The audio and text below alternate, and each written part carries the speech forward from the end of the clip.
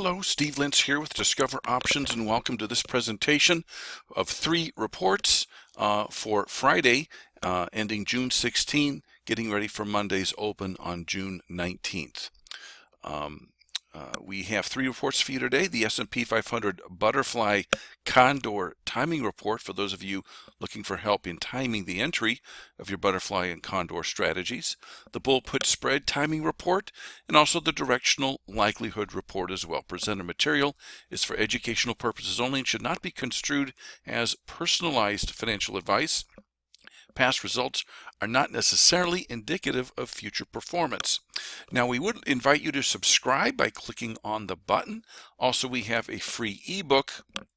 For those of you that haven't received this yet, just click the link, give us your information, we'll get you this free ebook, Simple Steps to Options Trading Success, co-authored by myself and Jim Graham. So let's get to the reports. Here is the current market condition in the S&P 500, defined in 3 different ways: price action, trend, and overbought, oversold indicators. Let's look at price action. Thursday was a downswing day with a lower high and lower low, followed by Friday's day, which was an inside bar. Okay, a lower high and a higher low. Okay, now all that occurred above a 50-day simple moving average. And then when you look at the 15-3 stochastic, it was between 55 and 95, with it trending underneath its 3-day simple moving average, or the %D. All that combined makes for a market condition that has occurred roughly 60 times since January of 2000. Since January of 2000. So with that in mind, let's get to our reports. So for those of you advanced options traders, the trading condors and butterflies, those are advanced option strategies where you can make money no matter which way the market goes. Here's the report. So since January of 2000, there's been over 4,300 daily closes of the SPX. Now, of those, 65.2% have been favorable bars for selling premium, option premium, where the actual subsequent 21 bar movement was less than the SIBO skew adjusted implied movement. Okay, now that's good for selling premium neutrally when you're selling premium for an implied volatility higher than what actually comes to pass, and that's occurred in the SPX over 65% of the time. Okay, so that's kind of a benchmark number. Now, during that time, as I mentioned, our market condition I just described has occurred 61 times. Now, of those 61 occurrences, 75.4% have been similarly favorable, where the subsequent movement was less than that which was implied. Okay, now that implies an edge then of over 10% when you compare the percentage of those 61 that are favorable compared to the benchmark of 65, 76.4 minus 65.2. So statistically, it's more likely than normal that the current market condition will end up being a favorable one for market neutral option premium selling using those strategies. Okay, so it's a good time to consider that. That's the Condor Butterfly timing report. Now, some of you like to employ strategies that lean bullish. Perhaps you're selling credit spreads, out of the money credit spreads in the puts, bull put spreads. Perhaps you're doing condors, but you lean those bullish. All right, or sometimes there's some folks out there teaching butterfly, out of the money put butterfly spreads that are skewed so that you broken wing, you break off one of the wings and lean that bullish. So for those of you employing those strategies, here is the bull put spread timing report. Now, as I mentioned, there's been over 4,300 daily closes of the SPX. Now, of those, 82.8% have been favorable for selling out of the money put premium, a standard deviation away, where the 21 bar downside movement was less than what was implied by the SIBO skew adjusted VIX. Okay, in terms of the downside movement. Okay, so benchmark, you can flip a coin, 82.8% of the time, the SPX does not go down a full standard deviation as is implied by the skew adjusted VIX. Now, also during that time, our current market condition occurred 61 times, as I mentioned. Now, of those 61 times, 93.4% of the bars were similarly favorable for selling out of the money put premium 21 trading days away, one standard deviation away.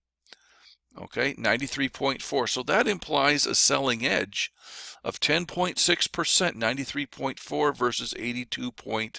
What did I say, 82.8? Okay, so statistically, it's more likely than normal that the current market condition will end up being a favorable one for selling out of the money put option premium. Now up above you can see the 30-day strike at 23.47. That's kind of the mark that we have right now, but that kind of gives you an idea for those of you selling out of the money put premium. Okay, does it guarantee you're going to make money? No, but statistically, looking at the history of this market condition we're in, it looks pretty good. All right, now finally, let's go to the market likelihood report. And this is a picture of price distribution. And what we're asking here is based upon our current market condition, is the market likely to go up, down, or wobble around and stay, in a tight range? What is likely to happen? So to answer that, we have to have a way of measuring price distribution. And what you'll see up above here, you see it says upper 5, 10, and 15 day, lower 5, 10, and 15, 4,352 occurrences, okay? So that's a picture of price distribution. And what we're talking about here are volatility bands, or I'm going to call these distribution bands, where these are set one standard deviation away from the close, and these are the 5-day bands, so that over the next 5 days, these are one standard deviation away. All right, and the question is will the market go up and hit the upper band, the lower band, or wobble and stay in between over the next 5 days? And we create these bands not only for 5 days, but we do these for 10 days and also for 15 days as well. Now, one thing I'd like you to notice, if you look real carefully, you'll see that the upper bands are a little bit closer to the close than these downside bands.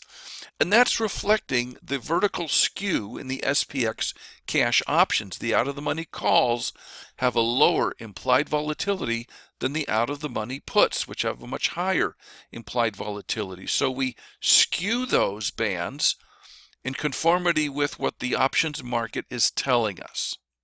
All right, so let's go and look at these distribution bands, and we can see up at the top that over 4,352 occurrences, the upper 5-day band was struck 21.4% of the time. The upper 10-day band almost 16, upper 15 almost 15. The lower 5-day was hit about 16.5, 16.9, and 19.7. So that is the distribution, okay, of price for those bands over 4,300 times. Now, of the 62 occurrences, one of those is consecutive that wasn't included in the previous. Okay, take a look at this. The upper 5-day band was hit just barely even 13% of the time, or about 8.5% less often. Upper 10-day band struck far less often, only 8% of the time. Upper 15 was a little bit less often. Lower 5, on the downside, the lower 5 was struck less often, the lower 10 less often, comparing it up here at the benchmark. The lower 15-day band, it wasn't even struck 5% of the time. Look at that. So all these big differences. This is a picture of lower market volatility. Lower market volatility in general, given this market condition. Okay, now if we saw here that one of these was, perhaps the upper bands were being struck far more often than normal, and the lower ones were being struck less often, that would be a picture of bullish likelihood. On the other hand, it could be just the opposite, where the lower bands all have higher values than the benchmark, and that would be a bullish profile. A greater likelihood of bearishness, where these are getting struck more often. Okay, so this is a picture of lower market volatility, all the bands, getting struck less often over the course of our market condition when it occurs in the past. Now, we do like to splice this up so that if on Monday price goes above Friday's high, what's the distribution in that particular case? Okay. Similarly, we see a picture of lower market volatility. Even if price goes above Friday's high, it doesn't necessarily signal that it's a bullish pattern at all. In fact, the upper bands are still getting struck quite a bit less often. If price goes below Friday's low, what's that telling us? Well, in this case, the upper 5-day band actually gets struck a little bit more often. You see that? And then the others are struck less often. And the lower 5-day band is struck a tad more often. So what this is saying is that there's a slight chance that over the next 5 days, if price goes below the low of Friday, we might see a little bit more volatility than if it goes above the high. That's kind of what this is saying. Okay, so that's the market likelihood report. And thank you for joining us. I'm Steve Lentz with Discover Options. We'll talk to you later. Take care. Bye-bye.